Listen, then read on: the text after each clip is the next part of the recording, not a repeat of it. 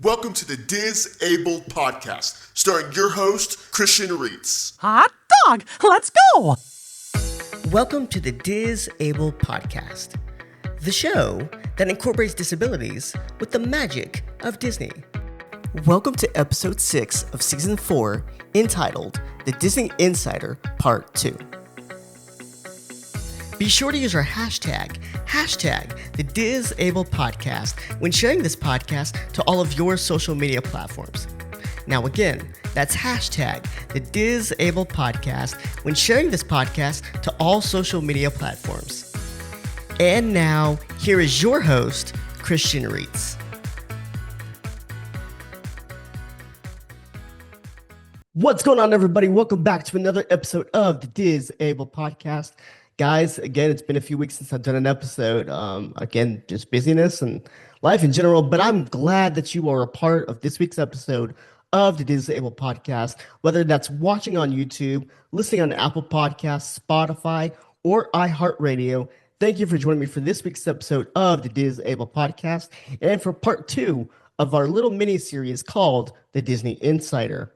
Now, this whole thing about the Disney Insider is basically where I'm going to give you tips for navigating the Disney theme parks and the whole Walt Disney World Resort in general with a disability, whether that's sensory or physical mobility, anything like that. I want to make sure I give you the best tips that I have experienced myself for navigating Walt Disney World with a disability.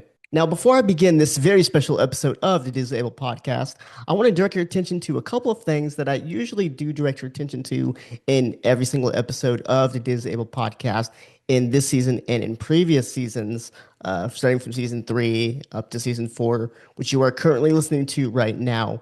And that is, if you're watching on YouTube, you can actually look on your screen and you can scan this QR code right beside my head and scan the QR code, and you can follow the Disabled Podcast Facebook page directly on Facebook. Now, that link is going to take you directly to Facebook, and there you're going to find updates from me, real-time updates from me on very specific episodes coming for the Disabled Podcast in future episodes and in future seasons.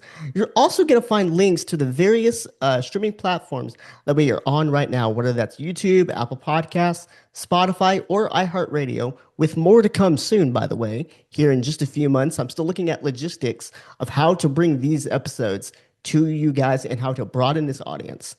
So again, you can find that QR code right there on your screen.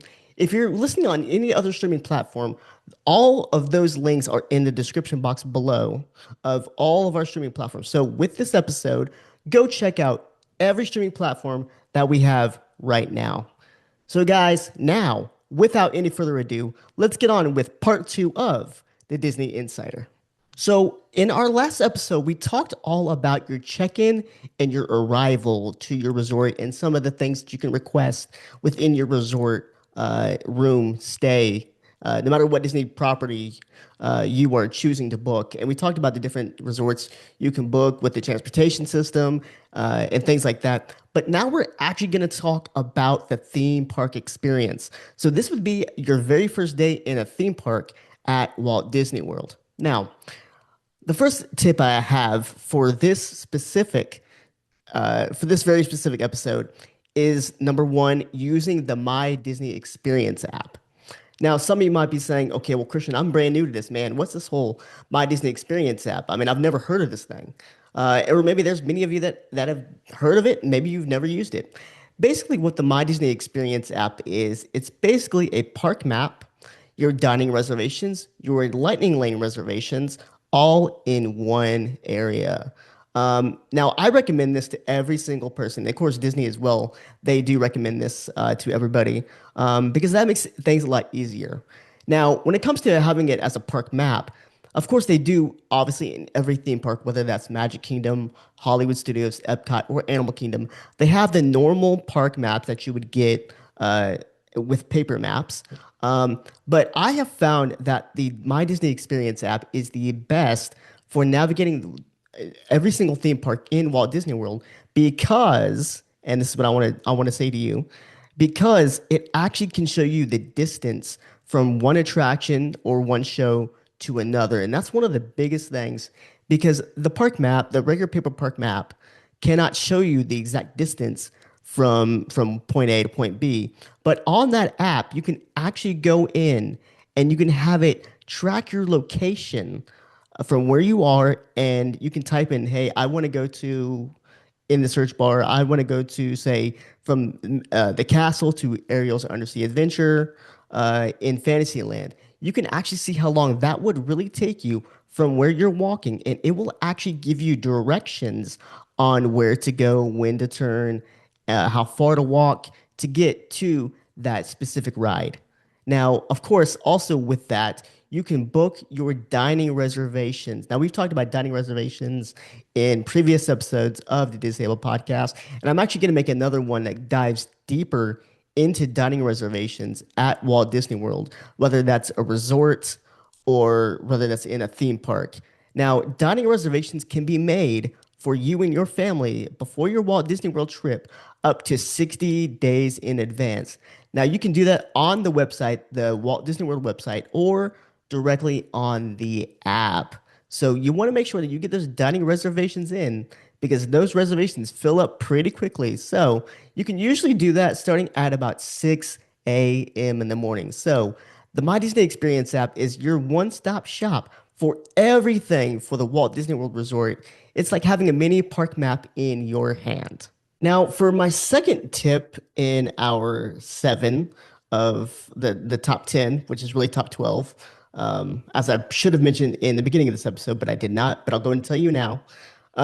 My second tip within this whole thing is to always have a backup plan. Now, of course, this applies to anybody, whether you're disabled or not, but I myself have found this to really be helpful for myself, especially as a wheelchair user.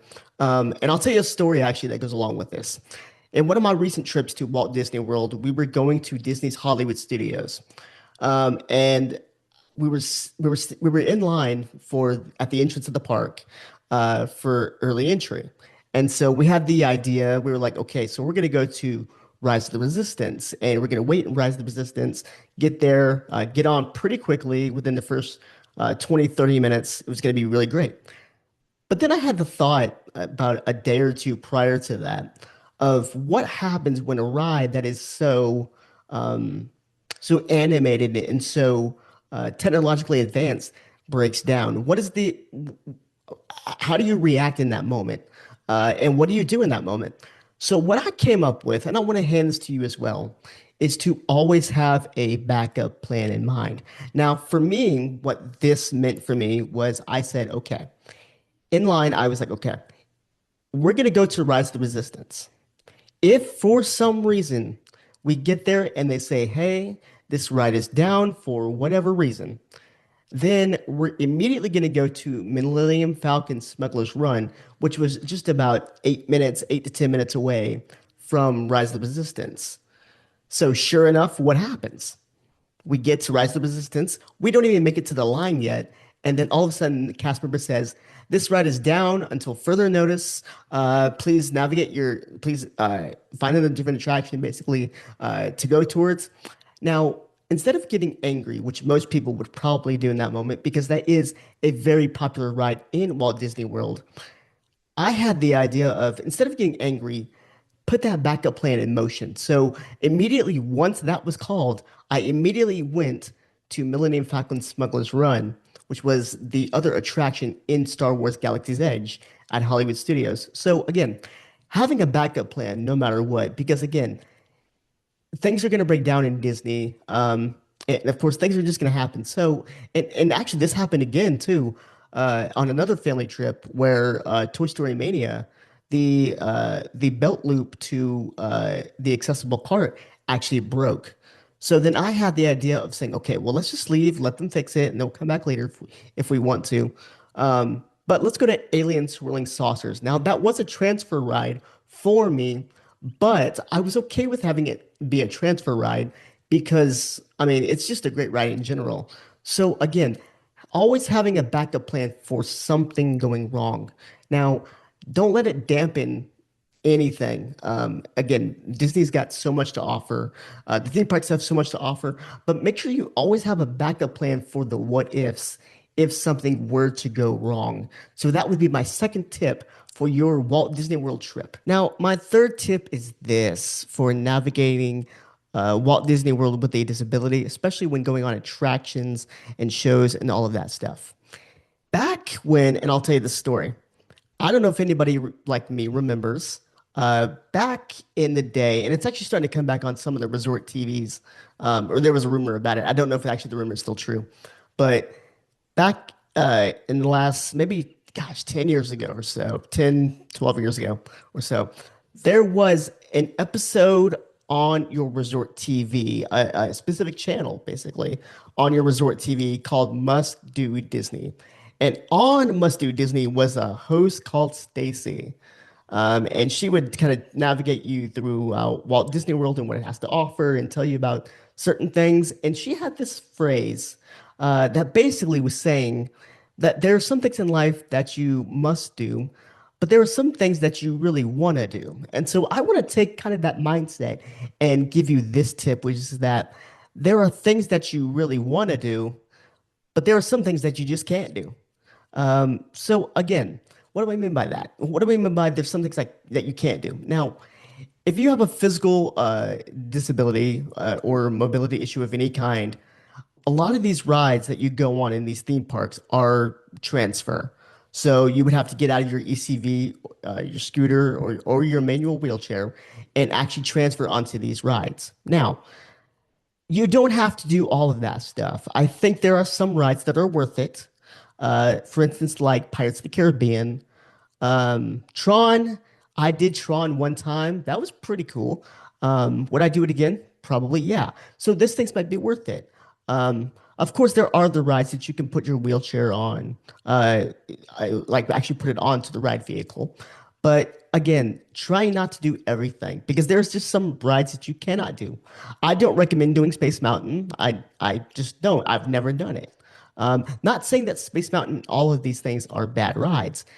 Just you don't have to do everything. So again, it's knowing how to go at your own pace, and really choosing the rides that you want to do. Now, a couple of things you can do that are not that you don't have to transfer out of your wheelchair or your ECV is one of my favorite things to do in the theme parks is to pin trade. And I've talked about pin trading uh, in these episodes of the Disabled podcast. So you can always go back and check out those episodes when I do talk about pin trading.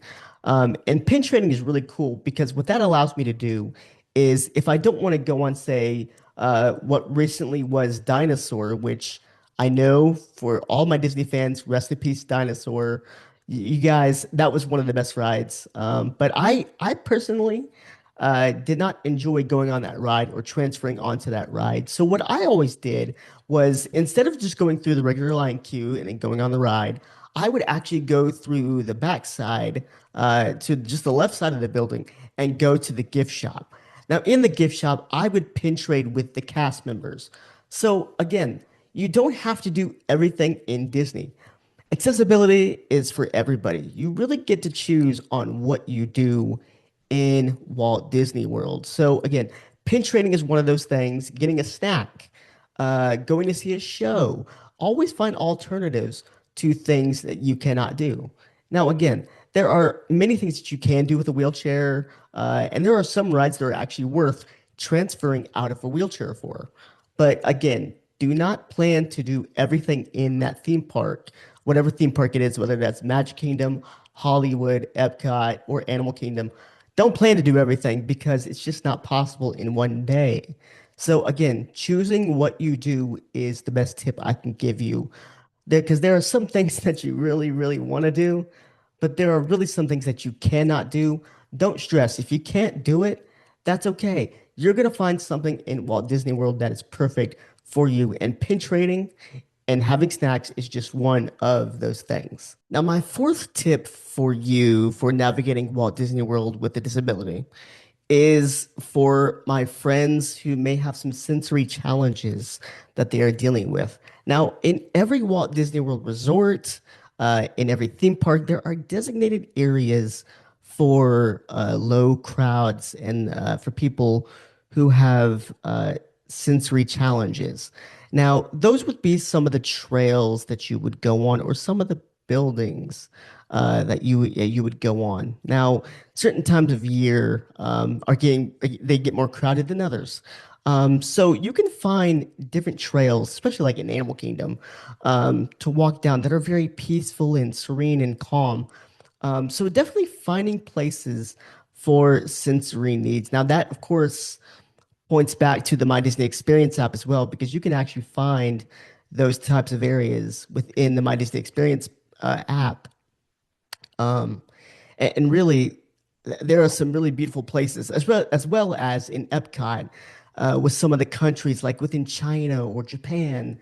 There are little trails you can sit at and places you could sit away from the crowds, away from the noise, away from the hustle and bustle of a Disney theme park that are beautiful. And you can still take in that Disney theme park experience. Now, my fifth tip really for you in this top seven list is cast members. Talking to cast members, asking cast members questions. I love Disney cast members so much. I've had friends that have done the Disney College program. They've been a part of Disney for many years, or they've done the college program. And I love that they got to do that because that's really been an incredible experience for them. Talking to cast members is one of my favorite things. Getting to know cast members from different places, different countries, especially these international cast members. Now, you can find these international cast members pretty much everywhere, but really in the World Showcase in Epcot is where you can find these cast members. Now, do not be afraid. This is really my tip for you. Do not be afraid to ask cast members questions. They are there to help you. You can usually find them under guest service umbrellas, which are the blue umbrellas in certain parts of every theme park. They're there for anything that you need, whether that's help with your My Disney Experience app, or just you might just have a question about certain things about Walt Disney World and where to find certain things. They are there to help you. Please make sure that if you don't know something, go ask them. They would love to help you. They are the nicest people you were ever going to meet, and I'm sure it would make their day if you would talk to them as well. So do not be afraid to go up to cast members. Cast members are so trained on everything that they do. Um, Cast members are the greatest. And so if you're a cast member, shout out to you. Major props to you. You are the absolute best. Now, for tip number six in our seven of the top 10, which is top 12 list, really my sixth tip is to take a break day within your Walt Disney World trip. Now, some people, and I don't know why, I've done this before and I actually like it, but I've learned how quickly my stamina, especially during the summer seasons, can quickly go down. Some people like to do the four parks in one day challenge. Now, I'm not gonna lie, I would love to do that as well. But specifically, if you have a disability of any kind, whether that's a sensory problem or physicality, a physical disability, I'm not gonna say that either. Ready in three, two, one. Now, for tip number six in our top seven list in this episode, really my biggest tip here is to have a break day in your vacation. Guys, those break days are going to save your life. I promise you, they're going to save your feet, save your arms, save your senses. They're going to save your tail a lot. Having a break day is great. I've seen people online who do these like four park in one day challenges, and I just go, I would love to do that, but I feel like my body would not love that so much. It would get tired quickly, especially during like these hot summer months from June up until the end of August and September. Um, like those times where it gets really hot, and especially when it's rainy, like those are not the fun. I mean, sure, they're fun for some people, but not everybody. So again, taking a break day is the best thing you can do. Now, within the break days, it necessarily you can do anything on a break day. You can stay at your resort, walk around your resort, explore it a little bit, eat the food, go get some snacks, do whatever you want.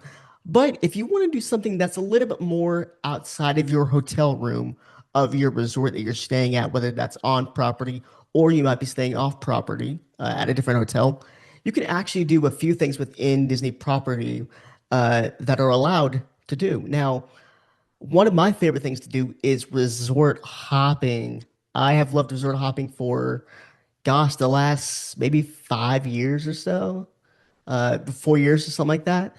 Resort hopping is one of my favorites. Now, I want to address an issue here with resort hopping because as of June 28th of 2026, there has been a change within the resort hopping policy at Walt Disney World. Now, there's been a buzz on Facebook, and I don't know why it's been a buzz on Facebook that apparently resort hopping is dead or it's not coming back or Disney's trying to take some stuff away from us.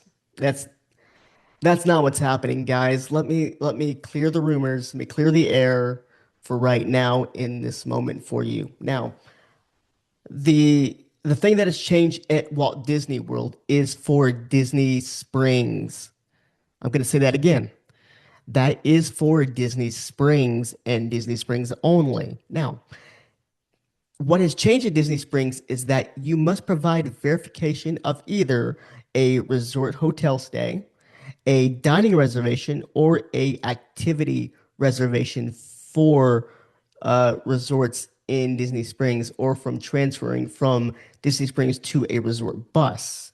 Now, the reason why this has happened mainly, according to rumors and all that stuff, which I understand this and I see why this has been an issue, and so I applaud Disney for making this change, is because sometimes people would park at Disney Springs, which is, by the way, free parking at Disney Springs. And they would then go use resort transportation to go to a different resort to go just explore the amenities and whatnot. Now, Disney has cracked down on this officially. Usually they would do stuff like this for July 4th weekend or all the major holidays. But as of June 28th, they have officially cracked down on that as a permanent shift within the Disney policy to where you cannot do that from Disney Springs. Now, I did not say, for those of you that are still panicking, I did not say that Walt Disney World is doing this permanently forever at every single resort, every single place. I did not say that. That is just for Disney Springs only. Now, that does not mean that resort hopping is dead forever and gone forever. Resort hopping is still very much alive and well. Of course, that means you have to navigate it a bit differently.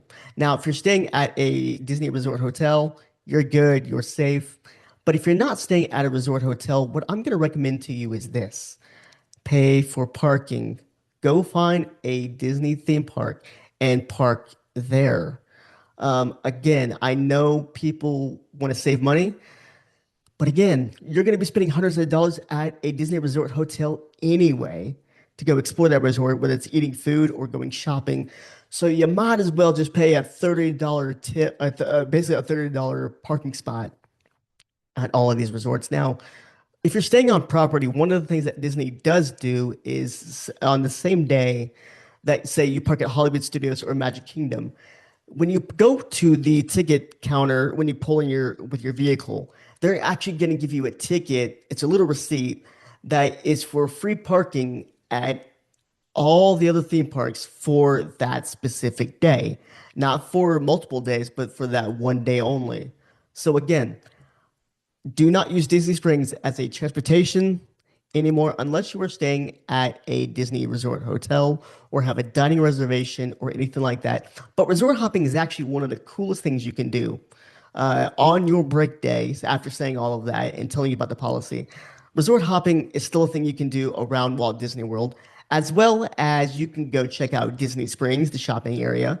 In fact, during my trip to Orlando here in just a few days, I will actually be going to Disney Springs to see Drawn to Life by Cirque du Soleil in Disney Springs. And I'm very excited about that. I've never seen a show like that, and I'm a very theatrical kind of person. So, again, Resort hopping is a great thing. Another one of the things you can do actually as well is you can go visit the water parks, have fun at the water parks. You can even do mini golfing at Winter Summerland Mini Golf Course, which is right next to Typhoon Lagoon. So again, making sure that those things are squared away. Just there are other things to do besides the theme parks, and honestly, they're a lot cheaper than the theme parks. So again, having a break day, all in all, having a break day set, or even multiple break days, if you're doing, say, 5 days or more, like say if you're doing like a week or 2 week trip, having multiple break days will really, really help your stamina and help your energy, and just cause you to have so much fun at Walt Disney World. And now, my seventh and final tip, which is a tip that everybody knows, regardless of who you are, is this. And it's simply two words: have fun. Disney is a place where dreams come true. You make memories with your family, you make magical memories with the people that you're surrounded with, your family, your friends. Just have fun and don't sweat the small stuff. I mean, listen, rides are going to go down. Uh, but things are going to change in Disney. Who knows what's going to happen in the next 5, 10 years at Disney? But you are there for that moment. Do not stress over the logistics. Make sure you are planning ahead for that stuff. That's really my tip for you is to make plans ahead of time and then just have fun with it. Disney is a great place. Disney is a place for all of us to find the kid within ourselves. And I just want to encourage you to really think about Disney as a home away from home, because a lot of us really do. We think of that first trip. A lot of us that have gone. We think about that first time when we were kids, going to Walt Disney World, and a lot of these memories started at Walt Disney World. They just come back, and we get to experience these attractions over again. For many of you, this is with your own kids that you now have. And some of you, this is with your not only your kids, but your grandkids as well. Enjoy the time you have with your family, guys. Seriously, Walt Disney World is one of the best places ever to vacation. So, guys, that is it for this week's episode and for the series of the Disney Insider with our top 12 of our top 10. Again, figure that one out for yourself. You guys can do the math on that one. Guys, I hope you've enjoyed these little mini episodes I've been doing. Now, I want to, before I go any further, say that at the beginning of season 4, I mentioned that sometimes there would be certain things I would do as a surprise for you guys. And that is, of course, that on Saturday nights, in just a couple of days, you are going to get another episode of the Disable podcast. So stay tuned to the Facebook page, guys, for when I'm going to upload that episode. It will be at 6:30 p.m. on Saturday night. Do not miss it. Stay tuned for the topic on Facebook. Make sure to scan that QR code or check out the links in the description box of this podcast episode. Guys, with all that being said, have a wonderful day, everybody, and we'll see ya Real soon. Thank you for joining us for this week's episode of the Disable Podcast. Be sure to use our hashtag the Disable Podcast, when sharing this podcast to all of your social media platforms. Have a wonderful day, and we'll see ya real soon.